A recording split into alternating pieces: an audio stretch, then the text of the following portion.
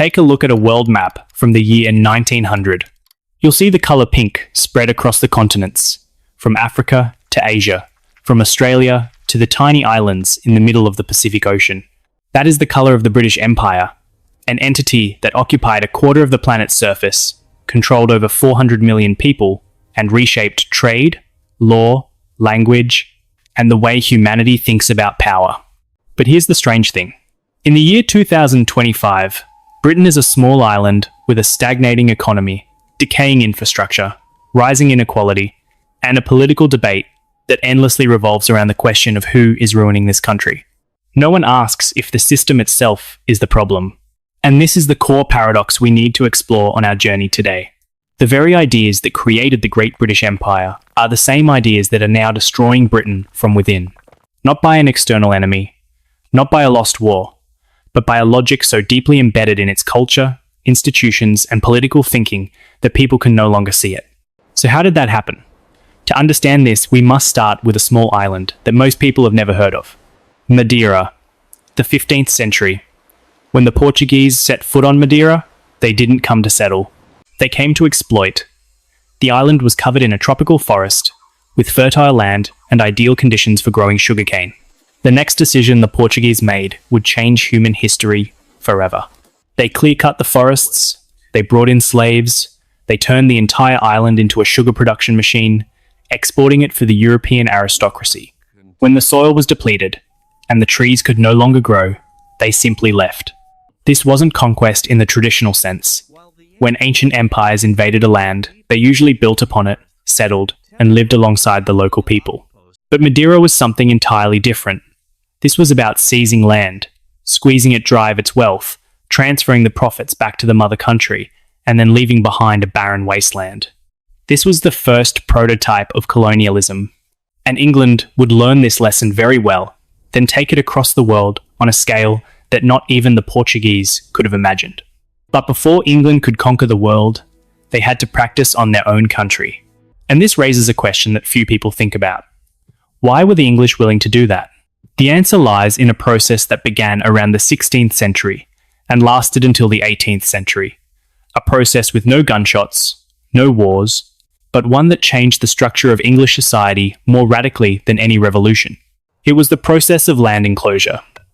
For most of England's history, vast areas of land existed as common land. No one officially owned it, but no one was forbidden from using it. Peasants could go to the fields to plant crops, graze their livestock, gather firewood, and forage. They could feed themselves. They weren't rich, but they were self-sufficient, and this was the problem. Capitalism cannot function if people can opt out of it. If a peasant could make a living for themselves from the common land, why would they go work for a landowner for meagre wages? The English Parliament, representing the aristocracy and landowners, began to pass a series of Enclosure Acts. Piece by piece, the common lands were fenced off, declared private property, and the peasants were kicked out. With no more common land, they could no longer feed themselves. They were forced to sell their labour in exchange for money to buy food, rent a home, and purchase fuel. Economists call this process proletarianization, turning people who were once self-sufficient into people completely dependent on the market. And once they had successfully practiced this at home, the English exported this model to the entire world.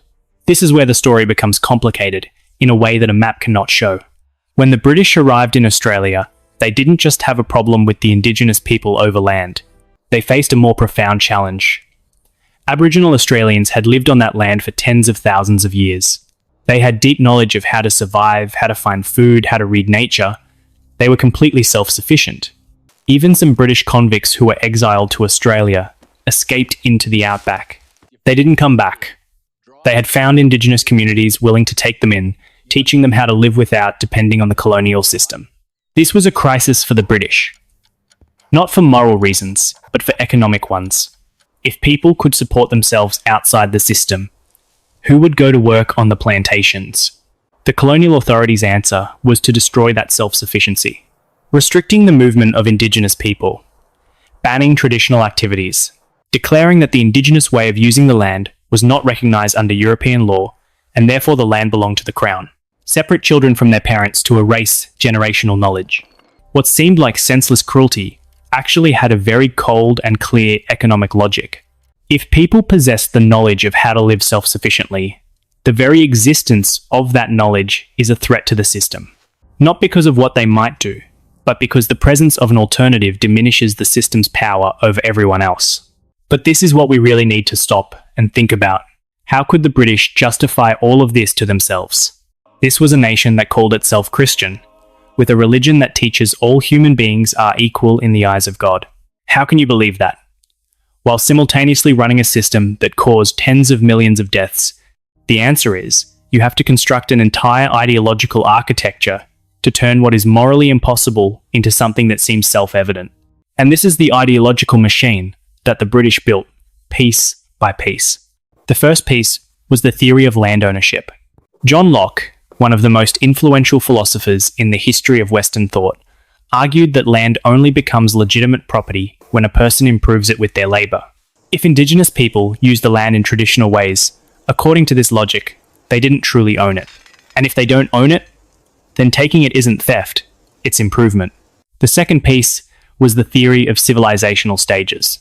By the 19th century, British and European scholars had constructed a theoretical framework in which all civilizations progress through stages of development from low to high, from communal to individual, from irrational to rational, and Europe, naturally, stood at the top of that ladder.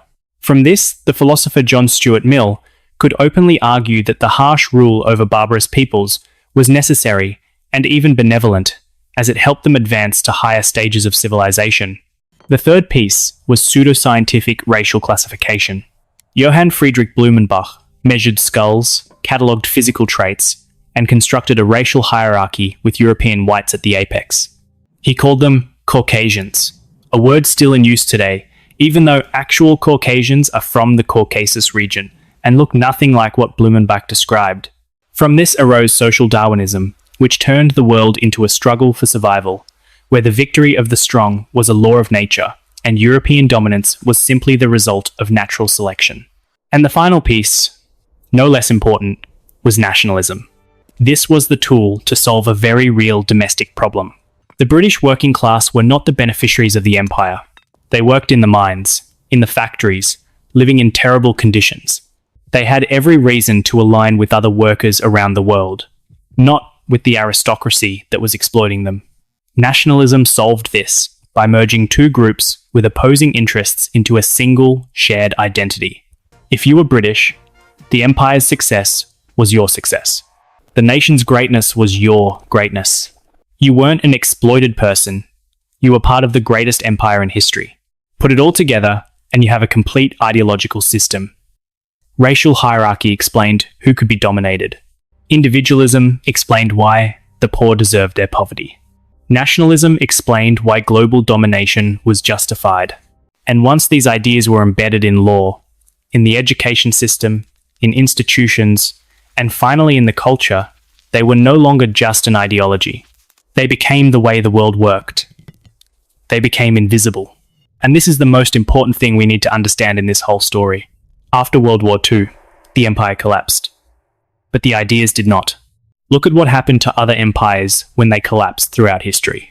Nazi Germany collapsed in ashes, and the Nuremberg trials. The Japanese Empire fell to the sound of atomic bombs. The Ottoman Empire dissolved after its defeat in World War I. Each case was a clear and painful moment of shattering, a historical event one could point to and say, "This is the end point. The old world is dead. We must rebuild from scratch." Sociologists call this a foundational rupture. And when it happens, a society is forced to ask itself the question, who are we now? Germany rebuilt itself into an export-led industrial state. Japan became a manufacturing and technological superpower. France repositioned itself as the leader of Europe. The fall of the British Empire was different. It happened quietly, slowly. There was no single, clear moment that people could point to and say, this is the end. The colonized nations gradually gained their independence, but in Britain, everything seemed to stay the same. The monarchy was still there. Parliament still operated as before. The legal system, the state apparatus, nothing fundamentally changed. And that's precisely the problem. When the institutions were built to manage a global empire, designed to regulate the flow of wealth from the colonies to the metropole, built on a foundation of domination and dependency. Then when the empire disappears, nobody changes those institutions. They continue to operate as if the conditions of empire still exist. And this creates a very strange, collective, psychological state. If, for a long period of history, your culture and ideology constantly remind you that Britain is the pinnacle of human civilization, that the British are the architects of world order, that British dominance is natural and indisputable, then when the decline begins, you don't have the cognitive tools to understand it as a structural problem. All you can think is, someone is messing things up. And this is where we begin to see the wounds of empire appearing on Britain itself. After the financial crisis of 2008, the real wages of British workers stagnated for years on end. Public services were cut under the name of austerity policies. Many areas in the north of England, the old industrial towns, fell into a state of structural poverty. Children were suffering from malnutrition in a country that once ruled a quarter of the world. But the political answer was never, "There's something wrong with the system." The answer was always, "Someone is managing it wrong." Brexit is the clearest example of this logic. The central slogan of the Brexit campaign was "Take back control." This phrase assumes something very specific.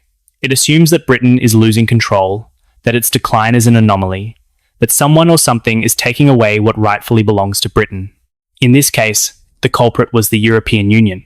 No one in the mainstream political debate questioned whether the idea of Brexit itself was the problem. When the results were worse than expected, the answer was, "We did Brexit wrong. We need more competent people to do Brexit." The logic was never questioned. Only the execution was criticised. And then the narrative shifted to immigration. Once again, the problem was defined as Britain having lost control of its borders. No one asked why immigration rates were rising in the context of growing global inequality, why the domestic labour market couldn't create enough good jobs for its own population, or about the links between British foreign policy and refugee crises. Instead, the question was always, who is letting this happen? But here is the deepest paradox we need to recognise. While Britain was talking about taking back control, the real control of the British economy had quietly shifted into the hands of America, not with guns, but with capital. After the Second World War, Britain took on massive debts from the United States to rebuild. American private companies began buying up British assets. ExxonMobil and Chevron owned stakes in North Sea oil and gas extraction. Blackstone and BlackRock bought up rental properties and student dormitories. Amazon dominates retail. Walmart took over the supermarket chain through Asda, Lockheed Martin, and Boeing. Supply weapons and defense technology that Britain can no longer produce itself. Every bill you pay, every time you go to the supermarket, every transaction in the economy, money flows out of Britain and to shareholders in America. This is precisely the structure of colonialism, only now Britain is in the position of the colony. The Americans learned something the British never understood. To have an empire, you don't need to rule everywhere directly. You just need to control it economically. Britain was one of the first test cases for this doctrine. And this is where we need to ask another question. Is there a way out? If we look around the world, we see many different models. Norway built a national sovereign wealth fund from its oil, using investment returns to fund public services and plan its economic future. Singapore owns 90% of its land through the state, and 80% of its people live in affordable, high-quality public housing, while still maintaining a strong free market economy. China refused to let the market run completely free and uses the state to coordinate infrastructure, finance, and industry toward long-term goals, creating the world's largest high-speed rail network in 3 decades. None of these models are seriously discussed in British politics. Instead, the only model that is regularly praised is Dubai, and this reveals a lot about how ideological filters still operate. Dubai is built on extremely low tax rates, lax labour regulations, constantly rising asset prices, and a dependence on capital from the wealthy coming from elsewhere. Dubai doesn't create much domestic value. It attracts the wealthy who have built their fortunes elsewhere. This is a parasitic economic model, not a developmental one. Meanwhile, while Singapore and China have genuinely concerning issues with human rights and freedom of speech, Dubai itself has similar problems with labour rights and controlling expression. And yet, Dubai is welcomed into the conversation, while Singapore and China are excluded for being deemed to have incompatible value systems. The truth isn't a matter of morality. The truth is that Dubai doesn't challenge Britain's current economic worldview, while Singapore and China do. And this is the crux of the whole story. When an ideology is embedded deeply enough into a culture and its institutions, it no longer needs to justify itself. It protects itself by making alternatives invisible, seem unfeasible, or categorizing them as dangerous. What makes this situation particularly complex is that Britain has never had a moment of reckoning, a true confrontation with its past. Germany had Nuremberg.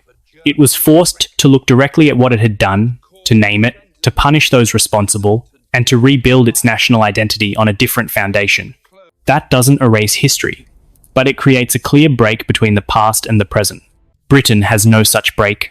In the 1950s to the 1970s, during a state campaign called Operation Legacy, Britain destroyed numerous colonial records documenting torture, mass detentions, collective punishment, and racial violence. This means it wasn't just a failure to acknowledge, but an active erasure of the evidence. And this teaches a profound lesson to the entire society, not just about politics, but about how people treat one another. When those in the highest positions of power never admit their mistakes and never take responsibility, it sends an implicit message to the entire society. Admitting mistakes is a sign of weakness. Accountability undermines power. When things go wrong, find someone else to blame. And if this is the behavior modeled by society's leaders, doesn't it seep into the way individuals conduct themselves?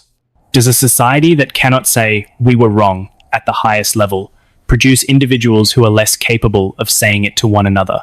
And if so, does that contribute to the growing loneliness, isolation, and lack of trust in modern British society? This is the true cost of empire. Not just poverty, war, or inequality, but the loss of the ability to live with mutual accountability.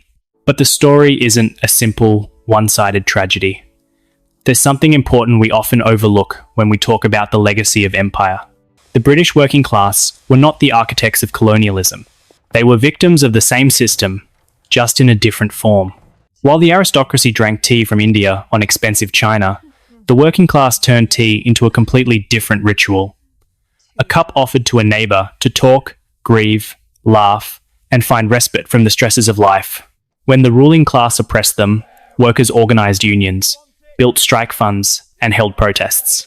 The British people frequently boycotted sugar from slave plantations in support of the abolitionist movement. They won many struggles. British comedy, one of this country's greatest cultural contributions, is built entirely on satirising the powerful, mocking the self-important, and exposing the hypocrisy of the upper class. The real culture of the British people, not the one imposed from above, but the one created from the ground up, has always been built in resistance to that imposition. Punk, grime, football, political, comedy. These are things born from resistance, not from compliance. What does that mean for the future? Perhaps Britain doesn't need to answer the question of empire by trying to reclaim its lost status.